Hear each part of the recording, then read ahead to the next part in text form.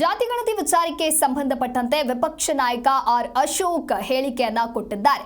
ಹಾಗಾದ್ರೆ ಏನ್ ಹೇಳಿದ್ರು ವಿಪಕ್ಷ ನಾಯಕರು ಅಂತ ನೋಡ್ತಾ ಹೋಗೋದಾದ್ರೆ, ಸರ್ಕಾರದಿಂದ ಜಾತಿ ಗಣತಿ ಎಂಬ ಮರಕೋತಿ ಆಟ ಆಡ್ಲಾಗ್ತಾ ಇದೆ.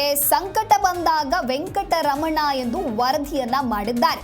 ಸಿದ್ದರಾಮಯ್ಯ ಮೋಸದ ರಾಮಯ್ಯ ಅಂತ ಹೇಳಿ ವಿಪಕ್ಷ ನಾಯಕ ಆರ್ ಅಶೋಕ್ ಕಿಡಿಕಾರಿದ್ದಾರೆ. ತಿಂಡಿ ತಿಂದು ಕೆಲಸ ಕಾರ್ಯವಿಲ್ಲದೆ ಮಾಡಿರುವಂತಹ ಕ್ಯಾಬಿನೆಟ್ ಇದು. ಈ ಗಣತಿಯನ್ನ ಮಾಡೋದಕ್ಕೆ ಶಾಲೆ ಮಕ್ಕಳನ್ನ ಕೂಡ ಬಳಸಿಕೊಂಡಿದ್ದಾರೆ. ಡಿಸೆಂಬರ್ನಲ್ಲಿ ಹೇಗಾದರೂ ಸಿಎಂ ಅಧಿಕಾರವನ್ನ ಬಿಟ್ಟು ಕೊಡಲೇಬೇಕು.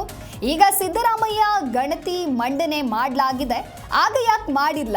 ಹಿಂದೆ ಕಾಂಗ್ರೆಸ್ ಜೆಡಿಎಸ್ ಮೈತ್ರಿ ಇದ್ದಾಗ ಯಾಕೆ ಅವರು ಈ ಒಂದು ವರದಿಯನ್ನ ಮಂಡನೆ ಮಾಡಿಲ್ಲ? ಯಾವ ಪುರುಷಾರ್ಥಕ್ಕೆ ಈ ಕ್ಯಾಬಿನೆಟ್ ಅಂತ ಹೇಳಿ ಪ್ರಶ್ನೆಯನ್ನ ಮಾಡಿದ್ದಾರೆ ವಿಪಕ್ಷ ನಾಯಕ ಆರ್ ಅಶೋಕ್.